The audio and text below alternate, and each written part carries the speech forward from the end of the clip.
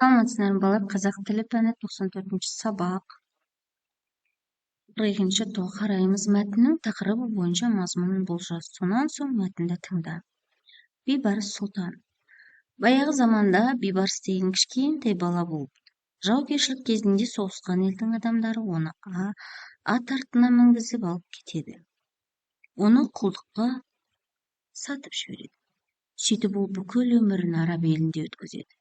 Бейбарыс ерекше бала болып өседі. Өзінің мықтылығының арқасында бір күндері патша болады. Бейбарыс сұлтан атанады. Бір күні қартайған шағында ел кезіп жүріп, көзі бір түп жусанға түседі. Жұлып алып ескеді. Кенет көз алдына еміс-еміс болып, есінде қалған туған жері елестейді. Жусанды бой тұмарының ішіне салып алады. Елін сағынған сайын жусанды иіскеп, мауқын басады. Мәтінге байланысты сұрақтарға жауап береміз. Сұрақтар қараңдар. Бейбарысты кімдер алып кетті? Бейбарысты жаугершілік кезінде соғысқан елдің адамдары алып кетті. Ол өз өмірін қай елде өткізді? Бүкіл өмірін араб елінде өткізді. Бейбарыс қандай бала болды? Бейбарыс ерекше бала болды. Қалай ойлайсың, ол қандай қасиеттеріне байланысты патша болды? Ол өзінің мықтылығының, ақылдылығының арқасында патша болды. Бейбарыс туған жеріне деген сезімін қайдан білуге болады? Елін сағынған сайын жусанды иіскеп, мауқын басатын болған екен.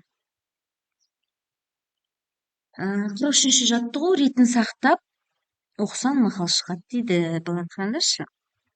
Бізге стрелка қойған екен. Сол бойынша оқып көрейік. Адам елінде, қуға көлінде көгерер.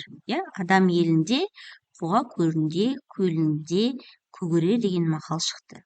Қатесіз көркем жазамыз. Өлеңнің қатесін түзеп жаз дейді. Өлеңді оқып көрейікші. Іштарлыққа білдірме, бақталастық жол берме, сыйлап үлкен кішіні, қамқорлық қал кішіні, ермек өтетілі ғой дейді. Қараңдар балар. Қатесін түзеп жазамыз. Іштарлыққа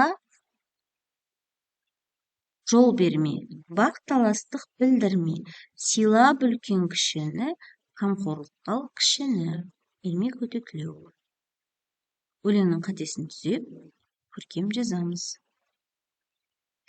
Ал балалар, осымен сабағымыз аяқталды. Алдағы сабақтарымыз жіберіп болмас үшін арнамызға тіркеліп лайк басуды ұмытпаңдар.